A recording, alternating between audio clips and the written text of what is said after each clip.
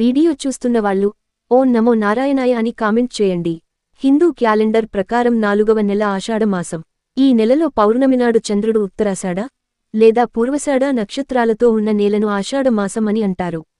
ఈ మాసాన్ని శూన్యమాసం అని కూడా అంటారు. మరి ఆషాఢ మాసంలో ఎవరిని పూజించాలి?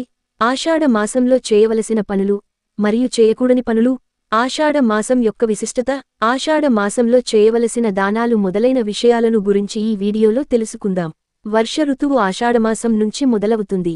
సూర్యుడు మిథునరాశి నుంచి కర్కాటక రాశిలోనికి ప్రవేశిస్తాడు. దీంతో ఉత్తరాయణ పుణ్యకాలం పూర్తి అయి దక్షిణాయనం మొదలవుతుంది. దక్షిణాయనం పితృదేవతలకు ప్రీతికరమని అంటారు. ఈ మాసంలో చేసే స్నానం, దానం, జపం, పారాయణలు విశేష ఫలితాన్నిస్తాయి. ఆషాఢమాసంలో చేసే సముద్ర, నదీ స్నానాలు ముక్తిదాయకం అని చెప్పబడింది. చెప్పులు, గొడుగు, ఉప్పు దానం చేయడం విశిష్ట ఫలితం ఇస్తుందని విశ్వాసం.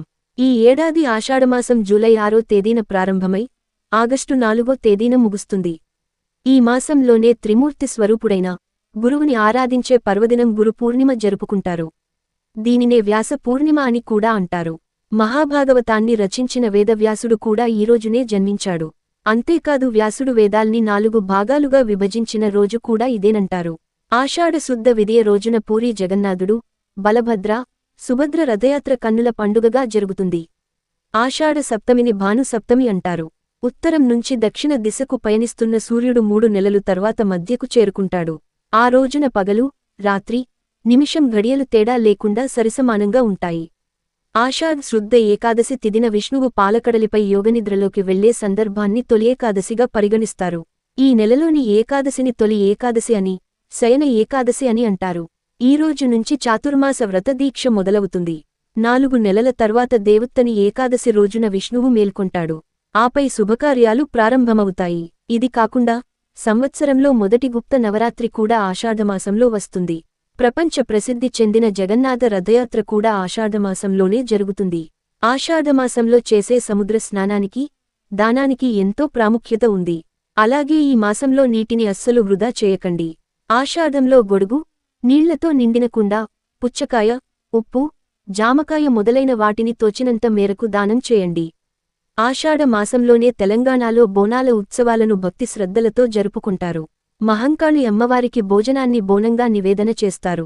ఆషాఢ మాసం అనారోగ్య మాసంగా కూడా చెప్పబడింది. ఈ నెలలో విపరీతమైన ఈదురుగాలులతో పాటు వర్షాలు పడతాయి. దీంతో కాలువలోనూ, నదులలోనూ ప్రవహించే నీరు పరిశుభ్రంగా ఉండదు. చెరువులలోనికి వచ్చి చేరిన నీరు అపరిశుభ్రంగా ఉండటం వలన వ్యాధుల బారిన పడతారు. ఈ నెలలో కొత్తగా పెళ్లి అయిన జంట అత్తగారి ఇంట్లో అడుగు పెట్టకూడదు అనే సంప్రదాయం ఉంది. ఆషాఢ మాసంలోని కొత్త నీరు త్రాగటం వల్ల చలిజ్వరాలు, విరోచనాలు, తలనొప్పి మొదలైన రోగాలు వస్తాయి. అందుకనే తినే ఆహారం విషయంలో కూడా అనేక నియమాలను పెట్టారు. ఆషాఢమాసంలో శ్రీమహావిష్ణువు, తల్లి లక్ష్మిని ప్రత్యేకంగా పూజిస్తారు. వివాహం, ఉపనయనం, నిశ్చితార్థం, గృహప్రవేశం మొదలైన ఏ శుభకార్యమైన ఆషాఢ మాసంలో అశుభకరమైనదిగా పరిగణించబడుతుంది. మా వీడియో కనుక మీకు నచ్చినట్లయితే లైక్ చేయండి, షేర్ చేయండి మరియు సబ్స్క్రైబ్ చేసుకోండి.